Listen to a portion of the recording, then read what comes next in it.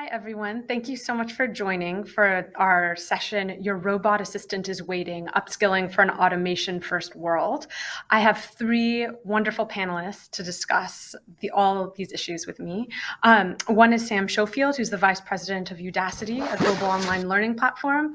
There's Sidney Madison Prescott, who is the Global Head of Intelligent Automation, which encompasses robotic process automation, machine learning, and artificial intelligence at Spotify, the streaming music giant. And we have Brandon Nott, who is Senior Vice President of Product at UiPath, which is a software company that focuses on robotic process automation.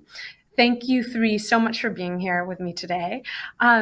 I'd like to start by asking each of you to anchor the conversation in your real world corporate life by giving us an example of how at your companies you've used software assistants or robot assistants to help with automation in the workforce. And Sam, could I start with you?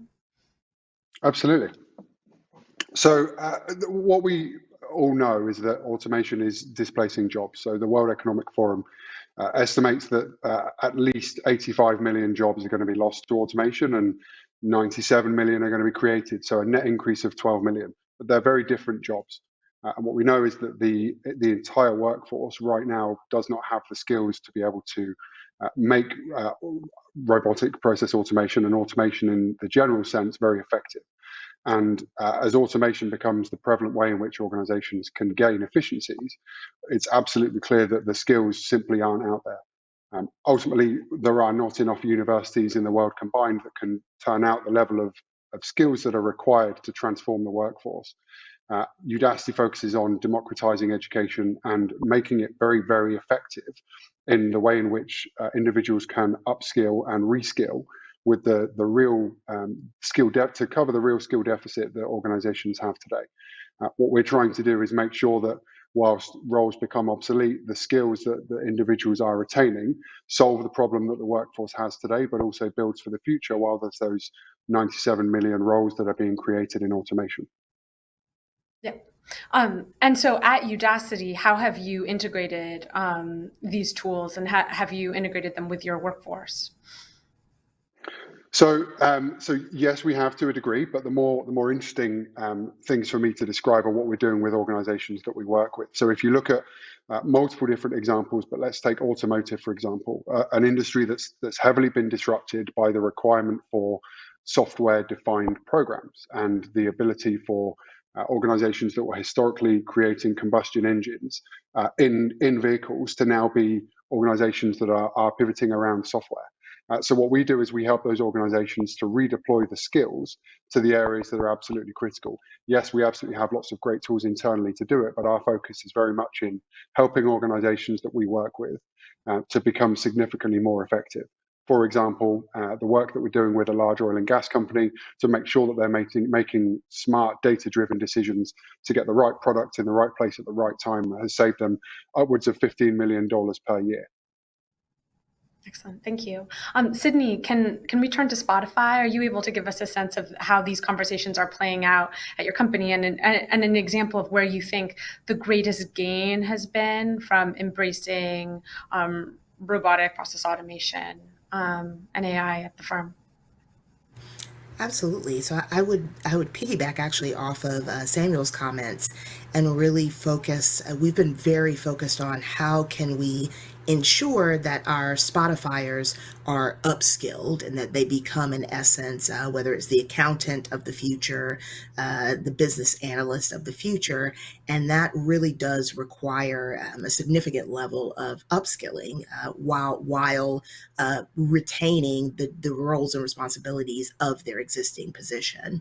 And so as we thought through this problem, and also the continued problem of, or challenge, I'll say, of growth and scaling, we realized that the best way for us to tackle this, to make ourselves more efficient at scaling faster, doing more with less, and then also to make sure that our Spotifyers are adequately upskilled is through leveraging robotic process automation. And so we've done this in two different ways. The first way is that we have created an internal program where we upskill anyone at Spotify.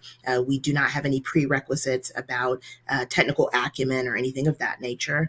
And we take our employees and we put them through what we call a bot boot camp. And so we're able to upskill anyone, again, regardless of their technical abilities, in 5 days. And so those are 5 half days that we take to run them through an internally designed course. And the goal there is to really break down the fear, the tension that comes from wading into the territory of, okay, I'm not a technologist, but I do want to remain a viable and vibrant candidate within my skill set. How do I do that? How do I further my team's abilities and simultaneously also develop a stronger profile for myself as an employee? And what we've seen is it's extremely empowering for our Spotifyers to actually get this hands-on training, to really understand that there truly are no barriers to entry in terms of learning and upskilling on robotic process automation.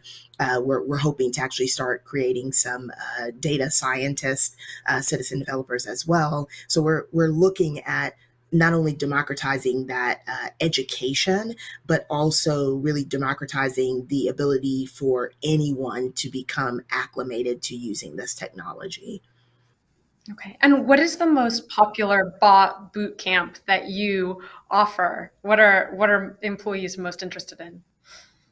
And so we're looking primarily at the jobs that everyone does today that are extremely manual and extremely repetitive. So and have a high volume of transactions. So that means different things to different business units. But in essence, we ask our Spotifyers to look at their daily roles and responsibilities and to really pull out those things that are very tedious, very rules based, very manual, and to really scrutinize whether or not those activities can be automated through the robotic process automation platform that we have in place, which is UiPath.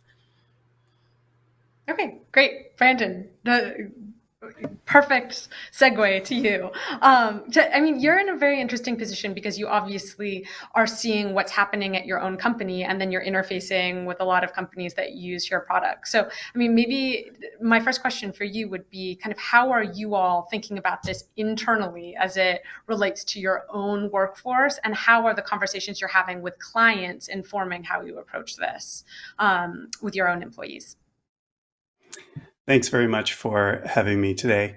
It's a good question. And about 2 years ago, 3 years ago, we really got serious about how we use our own technology.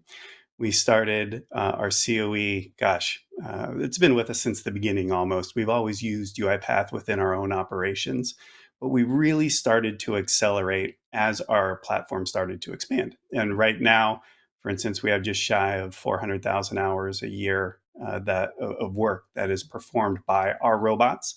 And to give you a sense of where some of that concentration is, a little bit more than 20% of that is in our finance and accounting department. And so as UiPath has grown, it's been difficult to keep up with the demands of the business. And RPA for us has been a way to scale without simply adding more people in order to address some of these issues. And so how has it helped us to think differently? We think very outcome oriented.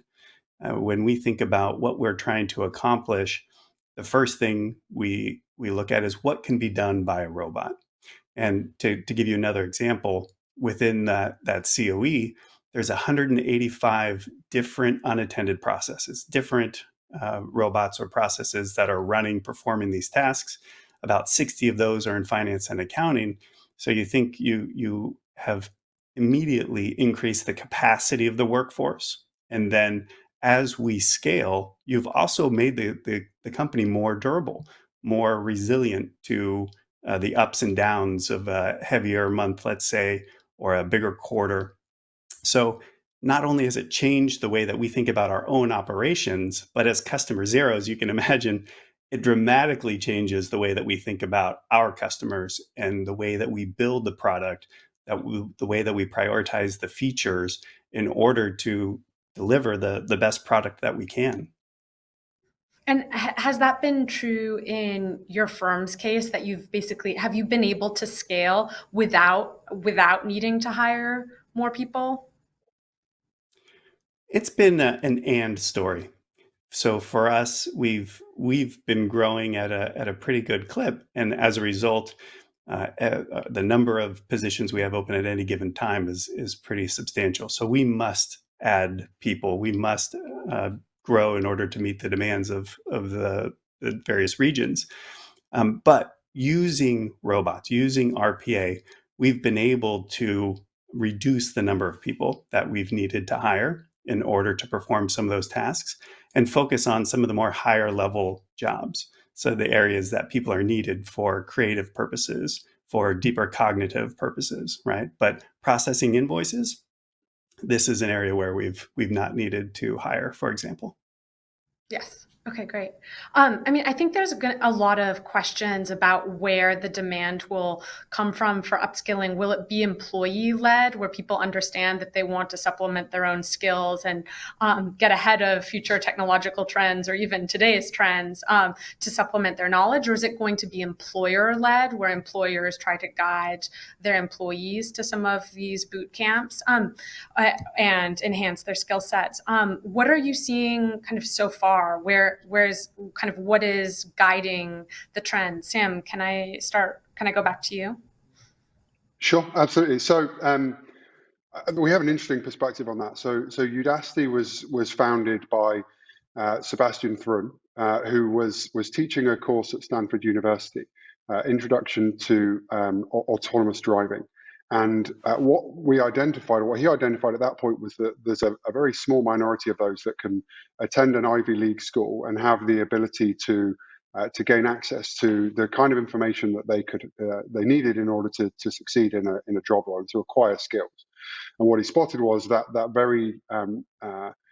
that lack of diversity in the room meant that it doesn't matter how many universities can create people that are skilled in those areas, there is simply more demand than there could ever be satisfied with traditional education methods. He then created Udacity, which was predominantly a consumer-led platform. So exactly as you described, individuals recognizing the skill deficit that they had and then having the self-awareness to go and seek out that education. What happened once that was successful for 3.5, 4 years, what we identified was that organizations were doing this en masse, and they were trying to buy effectively a consumer product and piece it together to solve their own gap between their strategies of what they were looking to achieve and the skills that they had. And ultimately, what that meant was that they were trying to put something together that was perhaps not best practice, and that's the point at which Udacity for Enterprise was created, just over 3 years ago. And there's two parts to it. One is the jobs. We know that the economy is going to transform, and we know that we've got some great stories of individuals that have been dissatisfied with predominantly manual or blue collar work and recognized that what they wanted to do was change their own outcomes, and giving everybody access to that's always going to be really important to the fundamental value of Udacity. But organizations now recognize that in order to hit the goals of their shareholders and to give a really positive outcome, they are lacking the skills. So it is coming from the bottom and from the top of most organizations. It's great from an individual level, but it's useless for an organization if they don't have a clear ability to attract, retain, and deploy those people to the things that they need in order to transform. And we know that ultimately, neither of those alone is going to solve the problem. Organizations need to make sure that they can retain, and to the point that Sidney made first up, was around the individuals recognizing and being able to apply themselves in whatever role that they want, and the organization supporting them. That's really important, and talent attraction and retention is always going to be important. But there needs to be a strategy at a very senior level in every organization that's investing in upskilling and reskilling, where they're not just creating people that have skills that are still not required. There is a clear link between the business critical initiatives and the future workforce demands. And by marrying those two things up, there's an opportunity for organizations to become very successful and get ahead of the talent curve and the talent challenges that they're undoubtedly going to come across.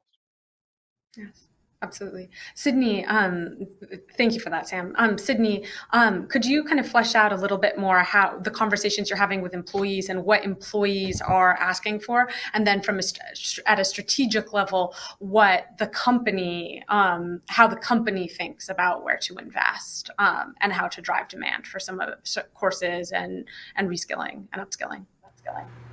Absolutely. So I definitely agree with a lot, almost everything that Samuel said, because there's two sides of this. There are the needs of the employees, and their ability to, in essence, assess their own skill set and where they'd like to take their careers.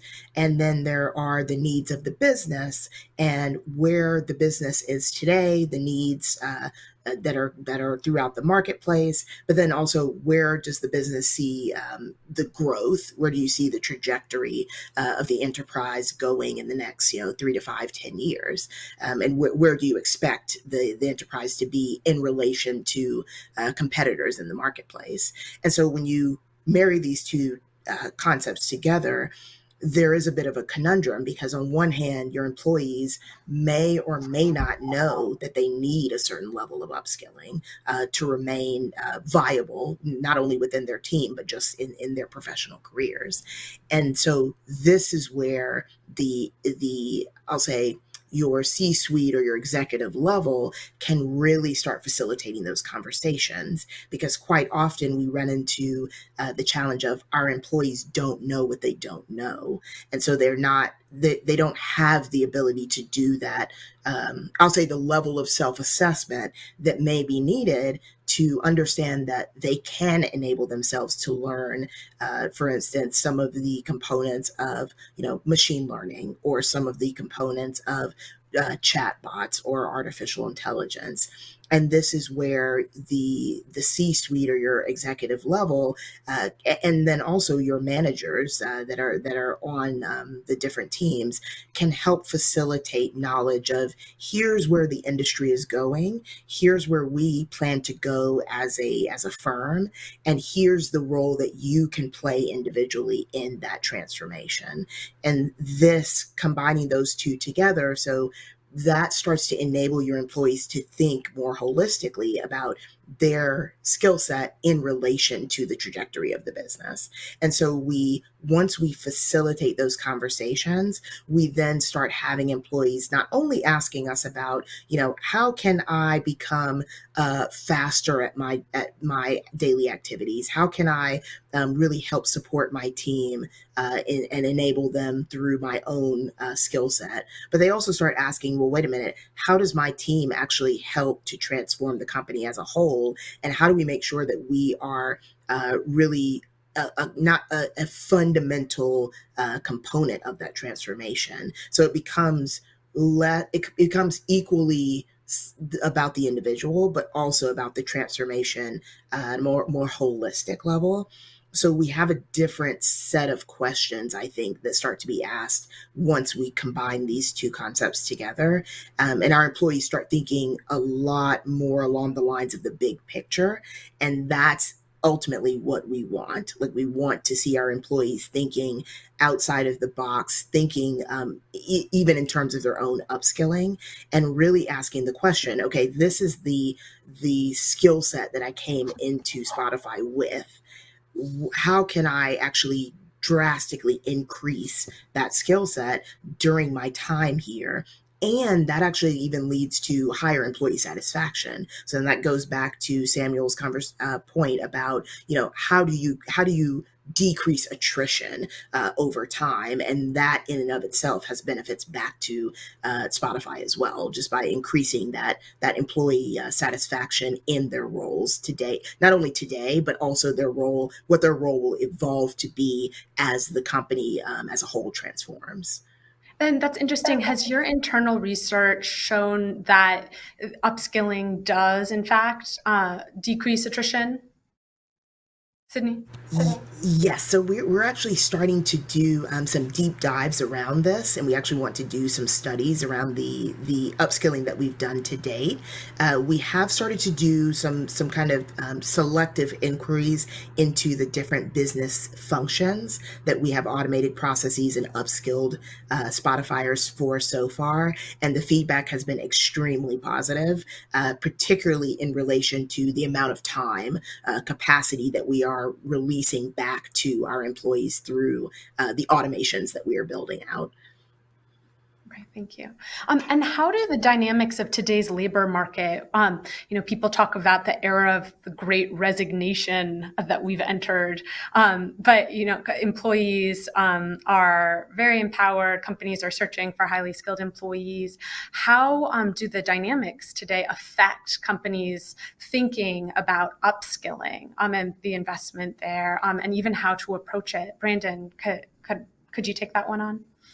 Sure.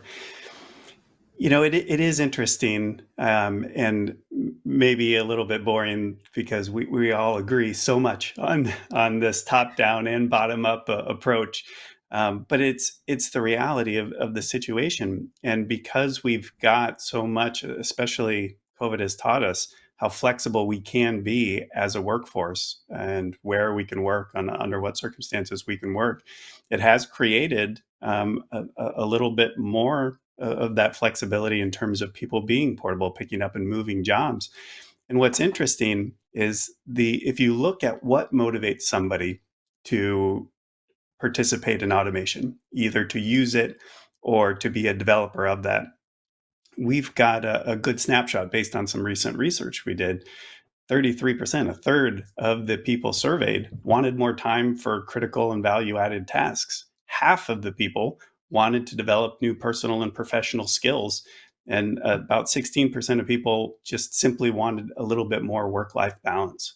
So when you look at what's motivating employees, why they want to be part of this as an employer, looking at the trends and the portability, this should become one of your primary concerns when it comes to retention, when it comes to employee satisfaction. And guess what? When employees are satisfied, there's a trickle-down effect, and you have satisfied customers who are getting a better experience.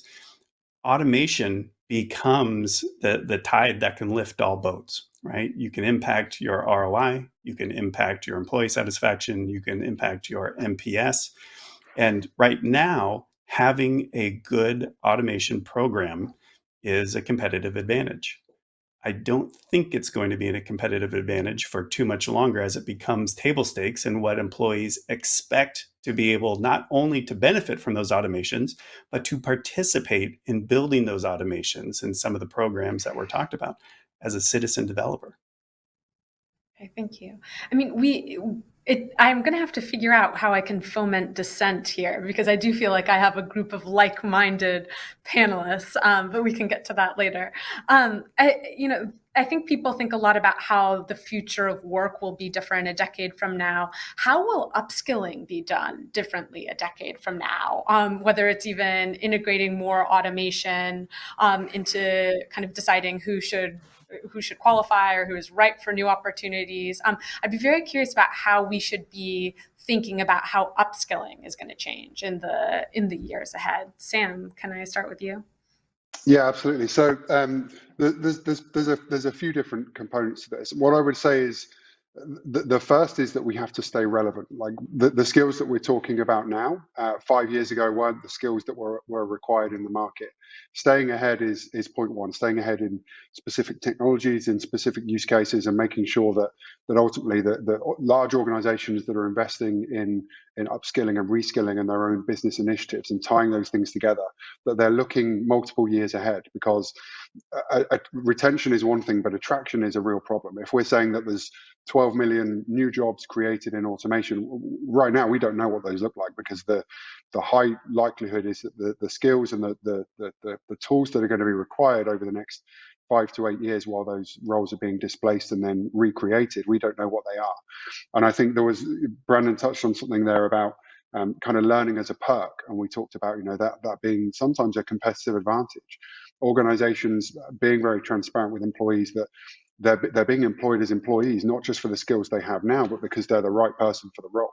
If you look right now at the skills that are required in the industries, there are not enough new graduates in these skills, meaning two things. One is, even if you can attract them, a lot of organizations are priced out because they simply can't afford the required wages in these really critical skills.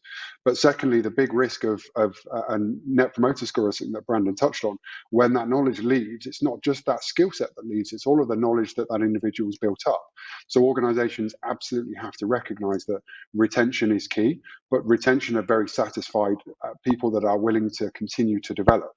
And I think, having consistent lifelong learning is going to be really important. It cannot be big bang. It cannot be executives wake up one day and recognize they have none of the skills required to hit their key priority goals over the next 3 to 5 years. We need to consistently be adapting and making sure that when new tooling becomes available, to Brandon's point, it is table stakes, and the individuals recognize that maybe they don't have the skills right now that they will need, but that they can trust in the organization to support them in the evolution of their own careers. And I think that's job one. And there's not many organizations around the world that are thinking and investing ahead of time, largely because the amount of disruption going in almost every traditional industry means that they're already behind in some instances. And we have huge swathes of disruptors coming into industries that are actively attracting the kind of talent that's stopping it ever entering some of these large enterprises. So it's about reducing the risk by knowing that these individuals are a good cultural fit, and then making sure that you retain being a good fit for that organization, and that you can take them on a lifelong journey of skills acquisition. That's something that's been a real challenge in organizations that are going through large workforce transformations from an education perspective. Is there's been a lack of being able to attribute that to real business value. And that has to change, because it cannot just be investment for the sake of investment. We need to be able to look back and demonstrate, by this individual acquiring this skill, we can show, here's how we made them more effective, here's the new business that we've been able to attract, and here's how we're preparing them for what the future looks like.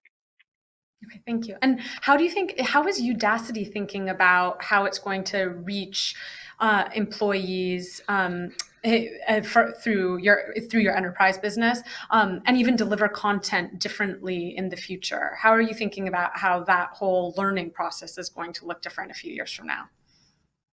Absolutely. So there are a few parts to that. So the first is, our mission is to create the skills of the future and to be very much ahead of what organizations need, to make sure that we are equipping the workforce to train 1 million individuals in the skills of the future, tech forward skills, meaning AI, machine learning, automation, data science, and so on, and creating individuals that are job ready.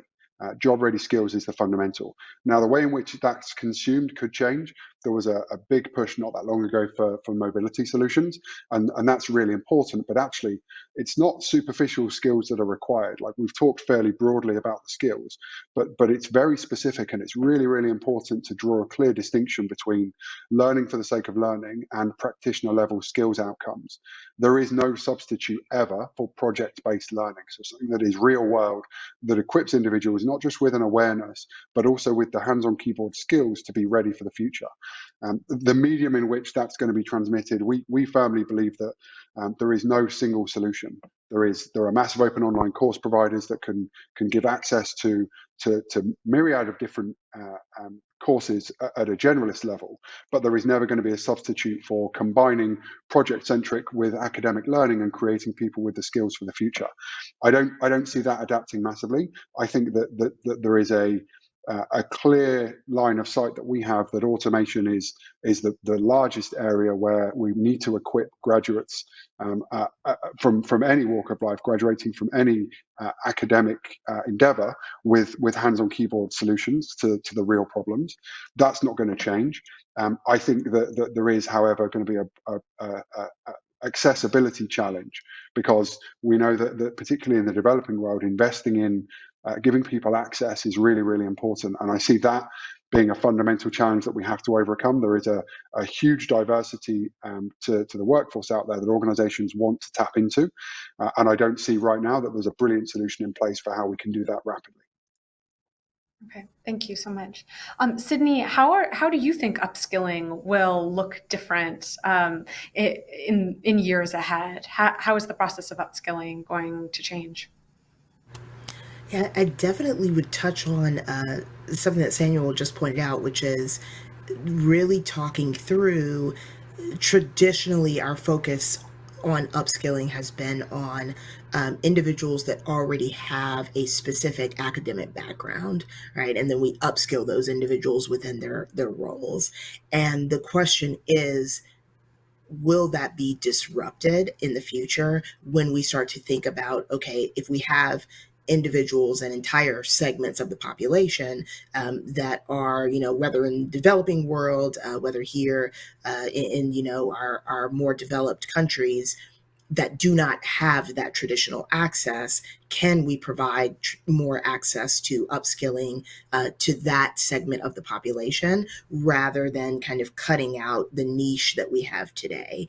And I do think that platforms such as Udacity are helping to close that gap. And I see that really being a very big value proposition for upskilling as we move towards the future. Meaning, how do we open up that divide that we have today between different socioeconomic statuses in relation to upskilling, in relation to learning, and open up new pathways to financial stability and different roles by the way that we actually think about who benefits from upskilling and who has access to upskilling. So I think those are two very big categories that I see really gaining, I'll say, more momentum as we go into the next few years, and thinking less about, well, it has to be the professional who already sits in this particular role, already has a computer science degree, right? And now they're getting this on the job training. Well, do we have to start there? Why can't we start before that in relation to upskilling and to really closing the gap on the wide variety of jobs that are going to be attributed basically to the growth of automation at scale? And I think the other really big piece is also, and I believe we're gearing this way, is in the future I see much less of a artificial divide between the business side and the technology side of an enterprise. So closing that kind of front office back office divide in relation to upskilling, and saying that, okay, the true kind of diamond in the rough that we want every employee to become is someone who has the ability to actually navigate seamlessly through the back office and front office. And that level of upskilling, I think, if a company can get to that point with I would say the majority of their employees, they will be ahead of the curve as we move towards, again, that trajectory of growth, and of really looking at, okay, what is the future and what is your cutting edge as an enterprise in relation to your competitors in the marketplace? Thank you. Brandon, Sam started by referencing World Economic Forum forecast of how automation is going to contribute to, I think it's like 50 odd million jobs being created in the next few years. Is that and it's a question for all of you. Is that actually something that all of you do agree with, that net automation will be a job creator in the coming years? Brandon, what are you seeing with your clients? Because you did point out that tension that actually through automation, where companies are able to scale without necessarily needing to hire the number of people they would have otherwise. Yeah, absolutely. We can look back at history at previous industrial revolutions, and it's always the same story, right? Technology brings jobs, and I don't want to be too pedantic here, but when you go back and look at the steam engine, right, that was a hugely controversial topic, right? This is going to be the end of all this workforce that we had, and every time these opinions are proven wrong, that when you bring technology into industry, there is more advancement, there's more job creation, there's more opportunities, and we continue to grow. And as I was listening to Sam talk, I thought, my gosh, we've seen now in recent, publications, a number of references to grit, to, how do you, as an individual, continue to thrive in a changing environment? And it very much feels to me that education and getting into automation, learning that this is a very similar topic. When you train yourself to learn, when you train yourself to be someone who evolves and can look at business processes in terms of outcomes and contribute to automating a portion of that, all of that, you look at business completely differently. You become an agent of that change. So I absolutely agree. This is a job creating trend. And I absolutely agree that positioning oneself to be a student of it, to learn, to evolve your skills with it, is one of the best ways that you can set yourself up for success in the future. Well, I will end there with that rallying cry. I think it's a fitting concluding statement. Thank you, all of you, for taking the time. I'm so sorry we're out of time because it's such a rich subject. We could have talked for many minutes more. But Sam, Sidney, Brandon, thank you, and thank you to our audience as well. Look forward to getting to chat again with you soon.